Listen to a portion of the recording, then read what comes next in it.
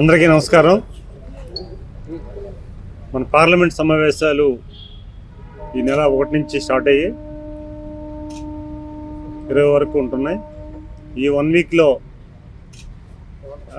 Telugu Desam party జాతీయ ప్రధాన కార్యదర్శి గౌరవనీయులు నారా లోకేష్ గారు మొదటి రోజు రావడం జరిగింది. 2 days ఢిల్లీలో ఉండడం జరిగింది.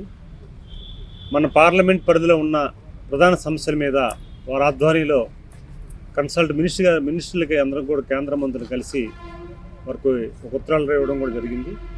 ప్రధానంగా లాస్ట్ టైం మనం ప్రస్తావన చేసాం, ఏదైతే చిబురుబిల్ నుంచి రాజాం, పాలకొండ, పర్లాకిమిడి, ఇటు పలాస వరకు రైల్వే కొత్త లైన్ కోసం అడిగాం. దానికి సంబంధించి కూడా రిప్రజెంటేషన్ ఇవ్వడం జరిగింది మరోసారి. అలాగే నేషనల్ హైవేస్ ప్రధానంగా మన విజయనగరం, నెల్లిమర్ల, చిబురుబిల్లి, రాజాం, పాలకొండ వరకు అటు వరుస అడ్డుబంగి వరకు వెళ్ళే 4 lanes కోసం అడగడం జరిగింది. రెండోది మనకి విజయనగరం, గజపతినగరం, రాంభద్రాపురం నుంచి బొబ్బిలి, మన పార్వతపురం ఒక లైను, రాయగడ అది, రాంభద్రాపురం నుంచి రాజాం టు చిలకపాలెం వరకు ఒక 4 lanes కోసం కూడా అడగడం జరిగింది.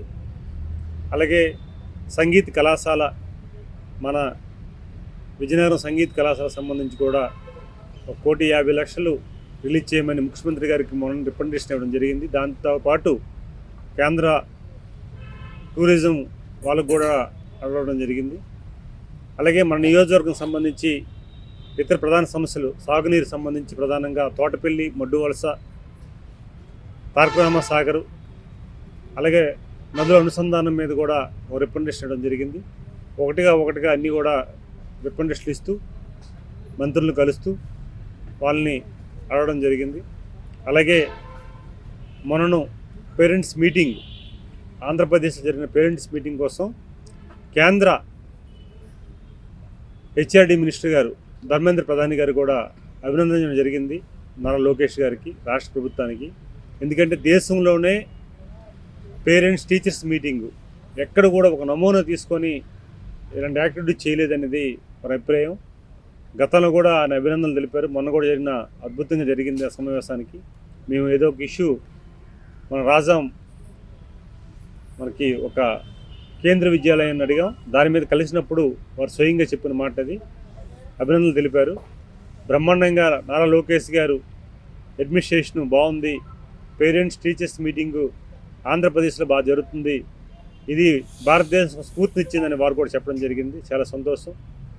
అలాగే నారా లోకేష్ గారు వారు ముఖ్యమంత్రి గారితో సహా ఢిల్లీ వచ్చి ప్రతి విషయంలో కూడా రాష్ట్రానికి సంబంధించిన అంశాల మీద కానీ, రాష్ట్రాలకు సంబంధించిన సబ్జెక్టు మీద కానీ, రాష్ట్రాలకు సంబంధించిన ప్రజలకు సంబంధించిన అభివృద్ధి విషయంలో కానీ మా ఎంపీలతో కేంద్ర మంత్రుల దగ్గర కలిసి వారు వివరించడం, ముఖ్యమంత్రి గారు ఏ రకంగా సహకరిస్తున్నారు, వీరు కూడా ఒక పరిమితి చెందిన మంత్రిగా వచ్చి అన్ని డిపార్ట్మెంట్లో కేంద్ర మంత్రులను కలడం మంచి సుపరిణామం.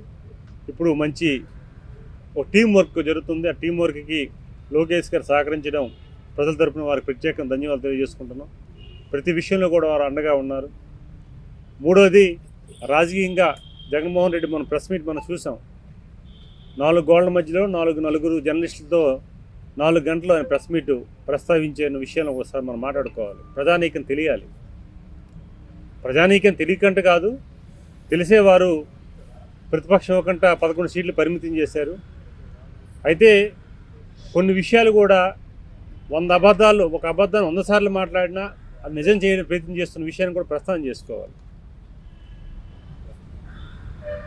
నెయ్యి కల్తీ, లడ్డు కల్తీ నెయ్యిని లడ్డూని తయారు చేసే సందర్భాలు చూస్తే అది చాలా చిన్న కేసు, అది పెద్ద కోసం మాట్లాడొద్దని చెప్పేసి ఆయన మాట్లాడాడు. నిన్న మా గౌరవ ముఖ్యమంత్రి గారు చెప్పినట్లుగా బాబాయ్ హత్య కేసుని సొంత బాబాయ్నే చంపి చిన్న విషయం అది అనే సందర్భాల నుంచి ఇది చిన్నగా కనిపిస్తుంది.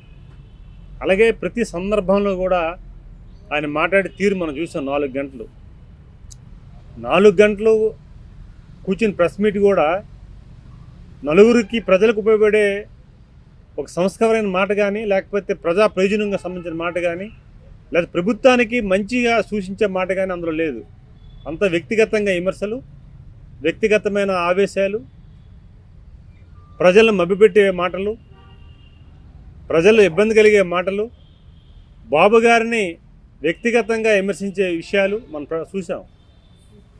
ఈరోజు ప్రతి నాయకుడి మీద ఒక టార్గెట్ పెట్టుకొని మాట్లాడే తీరు మనం చూస్తున్నాం.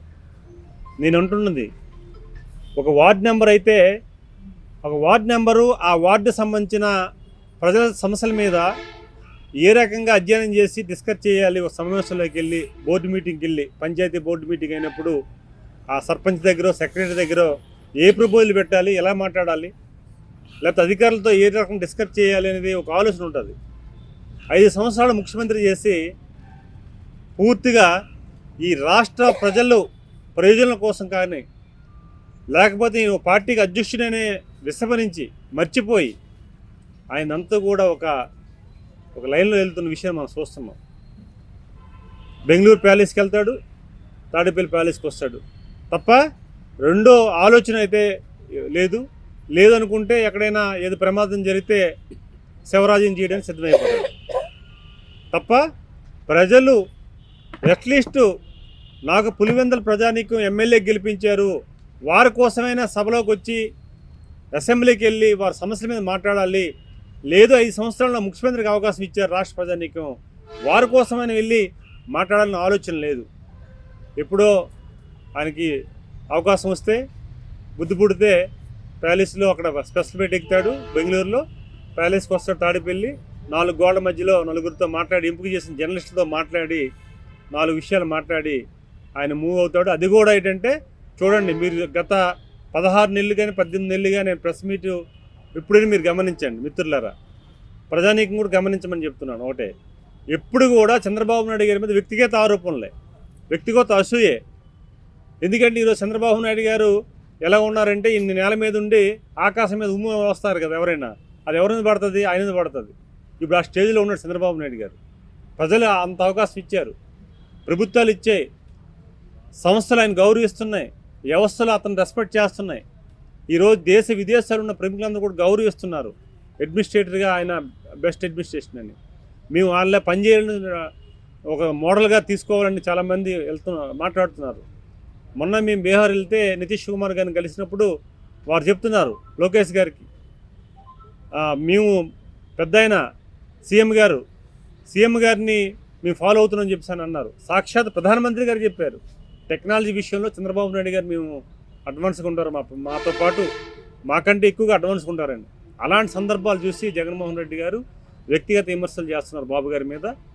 మేము ఉంటుంది ఒకటే, గతం నుంచి కూడా చెప్తాను, ఇప్పుడు చెప్తున్నాం, ప్రతిపక్ష పాత్ర ప్రజలు ఇవ్వకున్నా సరే ఒక ఎమ్మెల్యేగా, ఒక రాష్ట్ర అధ్యక్షుడిగా, ఇది మీ పార్టీ అధ్యక్షుడిగా, అలాగే ఒక ఎక్స్-సీఎంగా మేము స్వాగతిస్తున్నాం. ఏదైనా సమస్యలు ప్రజల సమస్యలు చర్చించడానికి అసెంబ్లీ రమ్మని స్వాగతిస్తున్నాం. ఖచ్చితంగా రండి. లేదు ఇంకా మీకు తీరిక లేకపోతే, చట్టసభల్లోకి వెళ్ళలేని తీరిక లేకపోతే మీ ఎమ్మెల్యేలు పంపించండి. చరిత్ర సృష్టించినోడు ఇప్పుడు ఆ చరిత్రని తిరగరాయబోతున్నాడు.